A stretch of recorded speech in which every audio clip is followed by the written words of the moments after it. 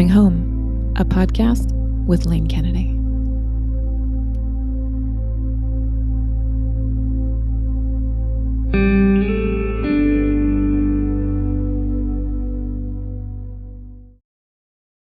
Welcome back. Here it is. Here I am. Another day.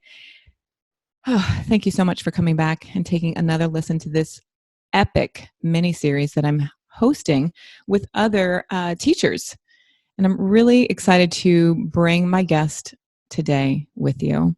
Her name is Julien Elizabeth, and I met her in LA. Oh, she's so golden, and I'm really excited to have her on the show with me today. And it's going to get juicy. I can already promise you guys, if you're like, oh, I don't have time to listen to this one, tune in. You're going to want to hear this conversation for sure. So listen till the end. Okay, Julien, welcome to the show. Hi. Hello. So excited to be here. I know. So good. I always like to just start out with having my guest share a little bit about their background, just sum it up in less than 2 minutes. But because, this is you have a long journey. So I don't even know where to begin because you've been doing this for a while, but dig in there. Jump in. All right. Yeah. Hi. Welcome. Or thank you for having me. I started out my professional career in advertising. So I worked in Chicago at an advertising agency, managing some pretty big clients, and that was my track. I had a path. I had a partner and a condo and we're going to talk about getting a cat. So it was a committed path. And then I just started slowly realizing that this wasn't it. This wasn't the life that I really felt excited about. And it was around the same time that I started practicing yoga. It was just a free week at a hot yoga studio near my house. And so I started practicing yoga, and I just knew within a couple of classes that this was big for me. And I remember coming home from that class or from a class, and I said to my partner, I just really think I'm supposed to teach. And he didn't get it. And it was in that moment that I was like, okay, I have to change things. Mm-hmm. And so a series of events sort of happened. And over the course of 2 years, I went to a nutrition certification program and did a yoga teacher training. I left my relationship. I went part-time at my corporate job. They were really supportive of a shift for me and helped facilitate that. And then I dared myself to quit, and I booked a trip across the country that added up to more days than I had paid time off. And so that was like my leap. And I'll never forget how it felt to book that flight. And I walked into the office and I quit, or gave my notice. And then I went on this trip across the country, and I landed in LA and just felt like, okay, this is it. This is where I want to be. And so it was this whirlwind shift that didn't take that long. Mm-hmm. And within 2 years, I was teaching full time. I had walked into a yoga studio near my house in LA, and the owner said, I feel like you're supposed to teach here. She literally handed me 5 classes. Whoa. And I had a schedule. I had private coaching clients. I just had decided this was my path, and the universe said, yes, it is. And everything sort of seemed to align that way. So that was about 5 years ago. Wow. That I landed here in LA, and yeah. Okay. I want to get back. Thank you for sharing that because, I talk a lot about this in my book and this kind of deep listening. And I want to get to that moment when, you're sitting in your ad office in Chicago and you were like, this isn't happening anymore. Like, what was it? that you were like, this shit needs to change? Like, what was that like? Was it a small moment, or was it something that really like pushed you or nudged you? I mean, you were getting a cat with your partner. I know, it's very important. Like what, you know, like you were going down that path, you know, and a lot of people, you know, just ignore the signs of the universe. So there must have been, can you think of, you know, was there something that just was like, boom, this is it? Well, you know, it was so many things that had to change. So it wasn't just the job and the path, it was also the relationship and the location and all of these different bits of my life that that had to change. So it wasn't just one, it wasn't like one change happened. It was just a series of revelations and realizations. But the biggest thing was in terms of the career and knowing that this wasn't lighting me up, was that I reached a point where I couldn't imagine a future with it. I couldn't imagine like myself progressing. And when I first started, I totally did. I saw myself going from, you know, the first position I was given, the relatively entry level position, to you know, manager, to the director, to on and on. And then I was at this point where I was 3 or 4 years in, and I just didn't want to learn anymore. I knew I was capable of learning whatever more I needed to learn, whether it was, you know, more spreadsheet formulas or whatever it is that I was tasked to do. And I just felt so much resistance to it. It was like my brain was like, no, there's no more room for this anymore. And so that was a big piece. And there was this dark night of the soul kind of experience where I just didn't know what to do with that, because I love learning, and that's my thing. I'm a student, and I didn't want to, I just felt like I was dragging. And I really just felt so strongly that the light of my day was always going to yoga. And I would leave yoga and come home, and I wasn't excited to be home either. And it just felt like, in a similar way, I couldn't imagine the future. And yeah, I just knew that something had to change. And I think I've always been quite connected to an intuitive voice within me, but I haven't always believed that I was connected to it. So I've made very concrete choices for myself, and left turns and right turns, and made a lot of changes that in later reflection, or as others shared with me, was, oh, you're so intuitive. That was, you know, that was the right decision. But in the moment, it didn't feel like I was listening to a voice. It was just an action.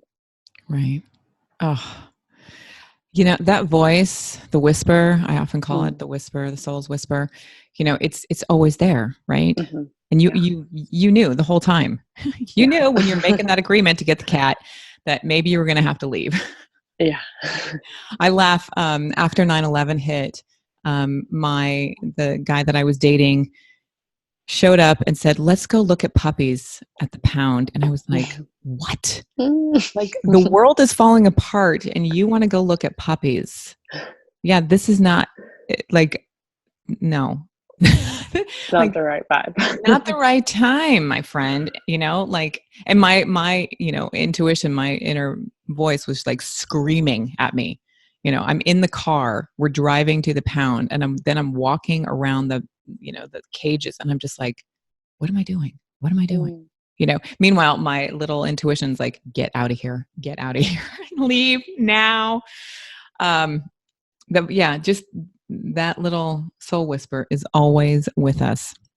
So I want to invite everyone listening to just tap in and see, you know, are you listening to it today? Like, I've listened to it, Julian's listened to it. And as a result of it, like, what I hear from Julien is that she's gone on this amazing adventure, leaving that corporate, oh my God, that it's like the rat race. It's like, go, do. And now you just get to be in your soul. You get to be in your life. And this idea of walking into a yoga studio and being handed 5 classes, that's like unheard of. Yeah, in Los Angeles, which is Right. Tough. Anywhere. Everyone's a yoga teacher in LA. Yeah. It's like here in San Francisco, it's the same thing. Like I walk in Yeah. there like, nope, sorry. See ya. What? But really, maybe just one more class. Nope. See ya. Yeah. So you got into your practice, you got into teaching, and I mean, you've explored a lot of different types of practices. Yes. Yeah. And it's like a rabbit hole that never ends, Exactly. right? I mean, you just keep going, keep going. And so I want to get into, so there's two things that I really want to dig into. It's like, I want to, of course, get into the yoga nidra, but you're on a little bit of another journey right now, Yeah. going deep into Kundalini. And so I want you to explore and share this with our listeners today, because a lot of, before, I have a dear, dear friend who went down the path of Kundalini, and she showed up one day and she had this white scarf on and white clothes. And I was like, Mm-hmm. what happened? Mm-hmm. Like, I fell in love. And I was like, okay, tell me all about him. She's like, no, with my practice. And I had no idea what she was talking about, but there was something like she completely transcended. And this was somebody, in recovery. I had helped her in recovery, and she was like floating in another realm. And so I don't know, I don't want to say I don't know a lot about Kundalini, but there's layers to it. So let's hear a little bit about like how you discovered this, or what made you step into this practice. Yeah. Wow. Okay. Kundalini yoga is, well, my practice and my experience of it, it's quite powerful and it's very subtle. And Mm-hmm. so there is this potential to float. And so I'm very aware of that. And so my practice with it is to really become more embodied and to become more aware. And that's what the practice is how it's sort of explored. Is It's the yoga of awareness, and its intention is to guide us to a place where we are more aware of our actions, of the subtleties of each other. And that takes an activation or an opening of the nervous system and the endocrine system and the glandular system. And so in that way, the path that I've been on that has led me to a consistent, regular practice of it is connected to yoga nidra, because they both work in the subtle, and they work on this part of us that is not on the outside. It's not our muscles or our bones or our joints. It's the inside. And so I see them as very much connected, and Mm. as I go deeper in one, I crave and long for going deeper in another. And so Yes. that's sort of led me to where I am with both of the practices, because really they're the same. And all of these forms of yoga and meditation, and we're aspiring to go deeper. We're aspiring to merge with this part of us that whispers, or this part of us that calls to us to be aware of the subtlety. And Okay, I got to stop you right there, right? Because okay. because we're talking way out there. Yeah, bring me back. So let's come back, because we're talking about the subtle bodies, Yes. right? So let's explain Sure. what that means to our listener. Okay. The subtle body, it's turning that whisper that we were just talking about into a more grounded, clear voice that we can hear. Yeah. And that's one way to explain it. And maybe I can also explain it as an ability to experience emotion Yeah. from a place that's more of a witness than a key player, if that makes sense. So it's like you're witnessing, okay, I'm having this emotional experience, which doesn't mean you're not feeling that it's uncomfortable or intense, but you're able to see, okay, this might be a pattern that I'm familiar with, or I can recognize this will pass, so I'm not going to react to whoever is causing this emotional experience for me. So it's an ability to be more of a witness to what's going on, and to have awareness that this might be an endocrine system response. This might be an ancient response that's held in my nervous system. So you're aware of the parts of you that you can't necessarily see. You're aware of feeling that, okay, my breath is short right now. My eyes can't focus. I need to take some time for myself, Yeah. instead of having that realization 10 minutes after you freaked out, or you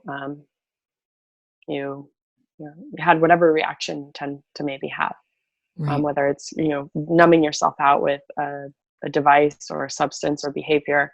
You're able to pause before, notice something's going on that isn't as obvious as as other things, and you can react appropriately or respond appropriately.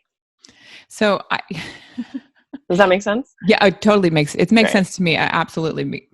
It just, and it works so hand in hand with the Nidra, right? It just, Hmm. it's like they're the same, but not, uh, because the depth of the practice, right? So, okay, ladies, if you're listening, I want to kind of step in here. It's like the subtle bodies. Like, I want to describe it really plain. Mm. It's like, your best friend can see everything in your life, right? Like, they're really objective. They can like be like, oh, you know what, Lane, that's your blind spot, dude. You got to like back it up. Like, my best friend just can call me out on stuff. And I feel like the subtle bodies are kind of like that. They see everything that's going on, Mm. but and they're very gentle. Like, sometimes my best friend can be kind of a where the subtle bodies kind of whisper like, oh, this is the endocrine system have a reaction. You might want to take, like, let's consider this. It's very obvious, subtle, and soft messaging. If I hope that helps, because the subtle bodies they're powerful, so powerful. And when Yeah. you just got back from a trip where you were completely immersed in A couple of trips. a couple of trips, right? Like, just chanting and hours of being in the practice, and that's commitment. That's a Yeah. dedication. Like you are a soul warrior, really. I love that. Yeah. Thank It's you. like, and I feel like once you become awake,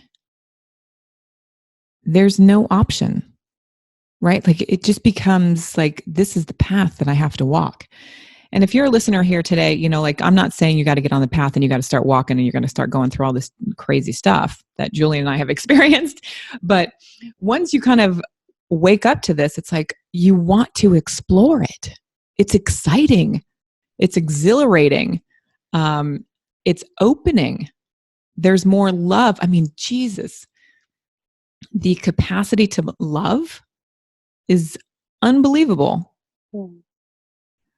So I think I do want to ask about the chanting. Sure. Because I'm not a chanter. Everybody knows that I'm not a chanter. And when I walk into a class and they start chanting, I'm like, I leave. So for somebody like me, I want you to give like some practical tips on how to kind of break through this. Great. Yeah, I can relate. I was definitely a skeptic around the chanting, for sure. And I think instead of leaving, I was just someone who, okay, I'll dive in and I'll do it, but I'm going to do it with one foot out the door. I'm not going to Mm. believe in what I'm doing. Mm-hmm. Um, so yeah, so I can relate to that, and I think that um, it can be sort of alienating, and this is something that, yeah, that's a little strange, I think, especially when we come from uh, a culture or a place in the current times that is more skeptical of prayer or repetition Mhm. of mantra or of singing. Really, I mean, singing is using your throat, and Mhm. it's vulnerable. Mhm. It's a vulnerable part of the practice, and so I can still relate to that. I still find myself, even though I use my voice in teaching and in yoga nidra, the chanting part, if I have to do it alone, I freeze up. I notice parts of myself are more scared, or I'm retracting or contracting myself. So, Mhm. the way that I found my ground when it comes to chanting is with a big part of the Kundalini yoga teachings is that it's all about vibration. And so if we Mm. look at ourselves Mhm. on a cellular level, where we're vibrating with the universe. This is said a Speak lot in to the me, Julien. practice. Speak to me. Here we go. Let's talk it out. Let's talk about it. I just got Amazing. excited. Cool. Okay, bring it And home. and so we have it in our cultural dialogue, right? Oh, she has such a good vibe, or I didn't Mhm. really like those vibes. And so that's also a subtle body thing. That's the awareness that, oh, it Yes. feels really good to be with Lane, and it doesn't feel really good to be with that one. And so that's vibration. And so it's like, I can feel you're in a good mood. So we're already tuned in a way to the subtle, because we can tell Yes. when someone's in a bad mood and we're standing next to them, whether or not they say anything to us. And so um, this is the essence of Kundalini yoga. They call it the nod. It's that, there's an essence, a vibratory essence to everything. And so um, the aspect of chanting that really hooked me is that every word that we speak and every sound that we make creates a vibration that moves through our body. And whatever language you're speaking, um, that's that's a vibration, because your Mhm. tongue is vibrating into your head. And you might not, listeners or all of us might not necessarily feel that or hear that at this point in wherever you are tuned into the subtlety, but there is a vibration that's happening. And so the repetition of the chanting is creating an experience where over time you create a vibration that is in alignment with whatever might be being chanted. And so these ancient languages that come from different regions of India, they're vibrational languages. And so they are not like English, where we have these definitions to the words that we're using. It's that the way that your tongue hits your mouth creates a specific vibration. And in that vibration, you're changing your body chemistry. And that's sort of how all of these languages have been built. Mhm. And so that's where the mantras come through, is that you're creating a specific vibration within your body that changes your chemical state. Yes. Yeah. And so my hope is to bring it from the clouds back to earth, is that it's really a science. And that's what our modern understanding of science is sort of slowly coming to a place where it can Mhm. recognize that these ancient forms of science had some things figured out. Mhm. Mhm. And that's where some recent studies, as in the last 100 years, and this is brought up in yoga nidra teachings as well. Dr. Emoto, who was Mhm. a Japanese scientist who studied how water particles change depending on the words that you used, Yes. that you spoke to them, or that even that you wrote on on their the dishes they were On held the in. So containers, yeah. exactly. So if you look at how the water molecule changed when you used a word like hate versus peace, Mhm. they look completely different. One is crystalline and beautiful and a work of art, and the other is yellow and gnarly. And Yeah. so chanting really works on the same level. It's that what we say matters. The words that we speak matter. And when you're working on a subtle level, there's a big crossover in the yoga nidra teachings and the kundalini yoga teachings, is that it's not relevant whether you say it out loud. If in your mind you're speaking harshness and anger, that your body doesn't know the difference. Exactly. That's still moving through your body, and we're made up of water. So if we even just look at Emoto's studies and we think about it within our own selves, are we talking to ourselves from a place of kindness and compassion? Um, and if we're not, we're likely influencing our own state. Yes, and this is where disease comes from. Ladies, this is so Exactly. good. Julien is bringing it home. This is this is why Yoga Nidra has like completely transformed my life and taken me to the Yes. next level, because I talk so much in my coaching about these different states and about the frequency and the vibration and the tone. But when I got into the Nidra practice, oh, it just took me somewhere else. Just like like the languaging started to shift inside. Yes. Right inside in my my little, you guys, you listen to me, and I'm a skeptic and I can be completely negative, right? Negative Nelly.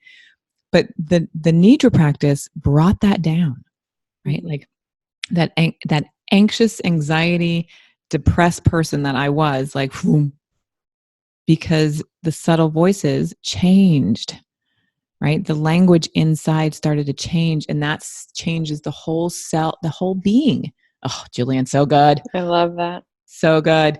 Okay, so let's talk a little bit about the Nidra, because this is, thank you for sharing all that juiciness about chanting. And it really, so I have been chanting, you guys. So I started. After my Nidra practice, I'll actually get up and do like 2 or 3 chants. Wow. And which chants? So yes. Okay. So your lovely friend Jai, who I hope I can get on this show as well. Oh my God. So I just copy what she says. I don't know what she's saying, but I plug her in, and I start with her, and then I just chant. Amazing. And it's life-changing. Cool. I love that. Super, it's so juicy.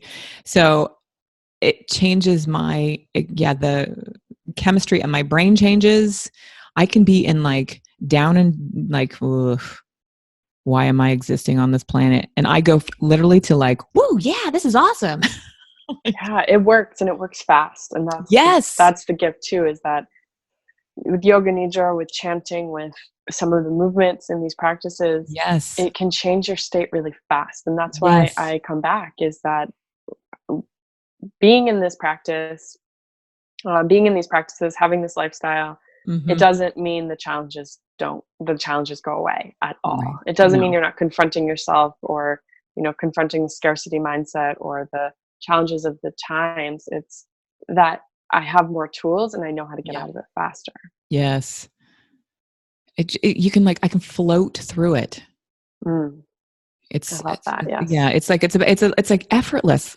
I could just like go through something instead of the struggle of it. Yes. So when you found Yoga Nidra, I mean, you've been doing this for a while now. So what was your biggest, like, oh my God moment? Like, did you feel it? Did you know it immediately? It's a similar listening that, that led my big shift. Yeah. Was I took a class, and I knew Yoga Nidra before I knew Yoga Nidra. In the sense that it was, Nidra means sleep, and yoga means, consciousness or union or awareness. And I just thought it was sleep. Oh, it's a nap. This is so nice. Right. But also this, this business professional type A perfectionist who always wants to utilize time efficiently thought, well, what's the point? I'll just take a 60-minute class instead of a 90-minute class or an hour and a half class, because I don't need a nap. So I sort of just downgraded it. And it wasn't until I needed that piece that I fell for it. And so what happened? It was a voice, I guess. I took a class that was similar to what I teach regularly here in LA, which was a 60-minute vinyasa class with a 30-minute Yoga Nidra. And so I loved the way that the vinyasa class was. It was really active and similar to how I like to teach. So I really related to the teacher on that level. And then I did a Nidra, and I fell asleep within 5 minutes of it. You know, it's the body scan is like, I think of it as like, it's like the warrior quest. If you can fight and get through the body scan, then you've arrived. You Yeah. can experience the gifts. But I didn't even know that. So I thought it was just, you know, the body scan, and I dropped out. But when I woke up, I had a very clear, when the practice ended and I woke up, I had a very clear message that, you have a lot to learn from this teacher. And Mm. and she made an announcement that she'd be doing a training, and my heart just said yes, yes, yes, and my mind said no, you can't afford it. Or I was going to Bali to lead a retreat and stay in Bali for a few weeks, and so that's where my money was going. And I said, well, you can't go on 2 trips because this one was in Europe, and so I said no to myself, and I ended up going to Bali, and it was a bit of a heartbreaking trip for me. And the retreat went fine, but I saw parts of myself that I really knew I needed to heal, and I had a bit of a heartbreak during that experience there, and I ended up coming back a little bit lost and disenchanted. And so I went back to that same class, and my inner voice, my soul said, you need to learn this practice. And I was still falling asleep in the body scan. I had no idea what this practice was really. But I said yes, and I went and I lived in Europe with this teacher and another, and I learned how to facilitate and guide yoga nidra and a lot of other things. And that's where I learned more about astrology and holding a deeper space for people. And it was in that month we were doing yoga nidra every day, and sometimes multiple times a day. And I really met that voice. And it sounded, if we had this conversation before I did that training and I said I met my soul, I would have rolled my eyes. But I really felt like I was able through this practice to sit down with that voice that I had been listening to my whole life. I actually was able to sit with it and have a conversation and actually know it. And so it was life-changing. And part of the training was that we had to facilitate one. So I had to lead one, and the amount of presence that I felt in my body, it was like chills and goosebumps and love and all of these beautiful experience, emotions and sensations were in me in that 30 minutes, that it just was this natural, this is it, this is where I want to sit. So I came back from Europe, and I jumped right in. I took classes, I started to teach it. I was very much promoting it and studying it and diving really deep. It is such a profound practice. It just, I was just thinking about the body scan, you know, just the first time that I put my body down, I had no, you know, I'm like, I'm just trying another meditation. I'm just going to try it, you know, and there are so many parts of the Nidra that you don't even know about because you're gone. Like I just disappeared right into space. And when I came out of it that first time, I was like, what just happened? You know, I distinctly remember thinking, what just happened? Because previous to this, I was doing quantum meditations and I was going pretty far out there. But then this was like just a whole other thing. I don't know, like just a whole other place. So the body scan, is that like your favorite part? That's the part that I experience the most. Yeah. Because I still fall asleep. You know, I still drop out. And at this point, I know enough that, and I think it's important to share that you're not actually falling asleep. Most people aren't falling asleep when they black out at the body scan. So, I like the body scan because it's sensational. I feel it. But what I've noticed about my practice is that what I enjoy most changes. And Yes. so I'm really digging the pairs of opposites right now, and being able to feel different Mhm. states Mhm. of Mhm. being and to Mhm. experience different emotions and to say, oh yeah, that does feel heavy, Mhm. or that this is what a yes feels like, and now I know. And so that Yeah. right now is the biggest piece for me, and I think it goes hand in hand with where I'm at in my own personal development, is that Yeah. to be able to articulate and share my emotional states, it's really big for me right now, and to see the the value of how someone else or something else is making me feel, and to be able Yeah. to just feel it in my body without retracting and retreating into my mind like I habitually Oh, I do. right. Yeah. Yeah. It's what we do. It's what we do. It's what we do. So I want to get really practical for a minute, and then we're going Yes. to have to wrap it up. Okay. Thank you for listening, you guys. I know we've gone over, but this is such a juicy conversation today with Julien. So I want you to share practical tips. Um, have you created a sacred space in your house for your practice, or do you just like lay down, or like share that's practical, something Mhm. practical? Well, so I travel a lot. Mm, My mhm. life right now looks like me and my red suitcase going through customs. So I've been on a journey in the last 2 years where I spend about 6 months in Los Angeles and 6 months traveling.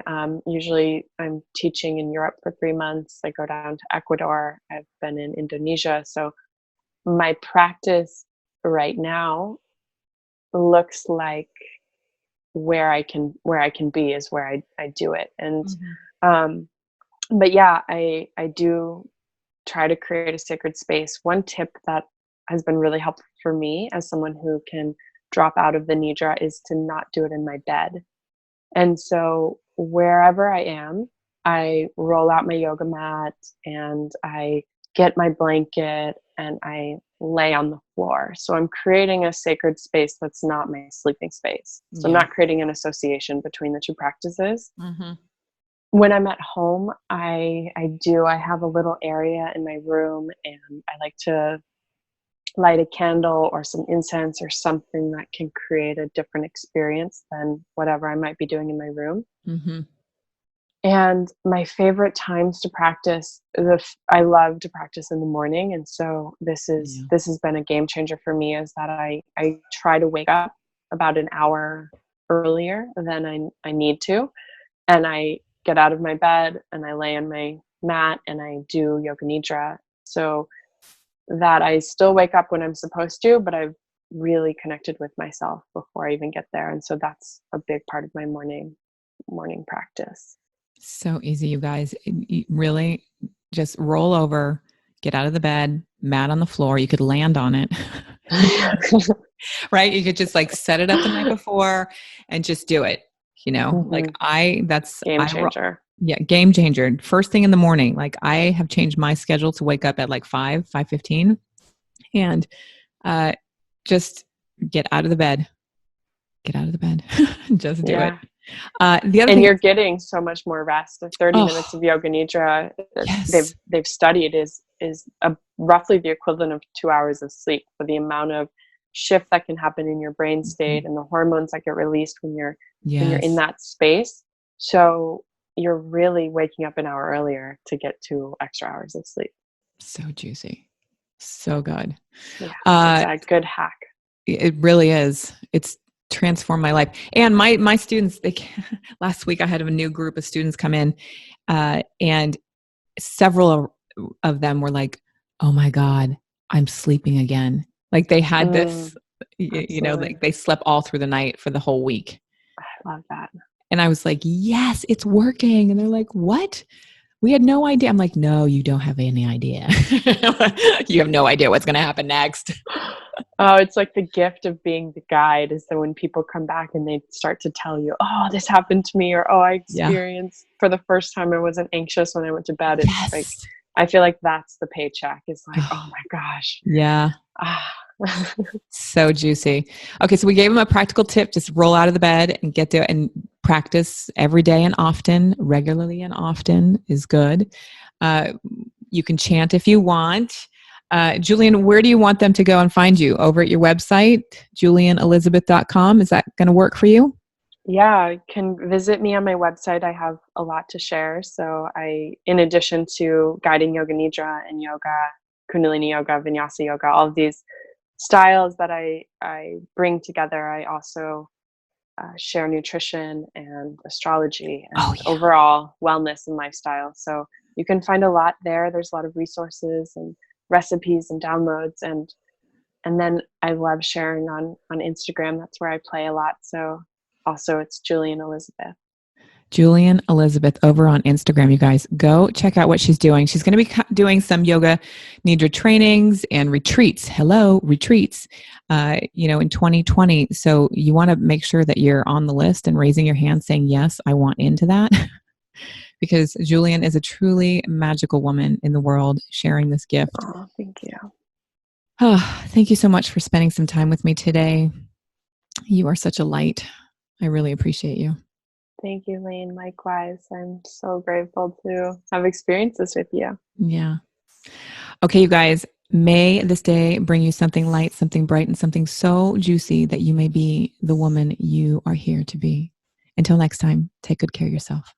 Bye for now. Don't forget, grab the app. Start your journey with Yoga Nidra today.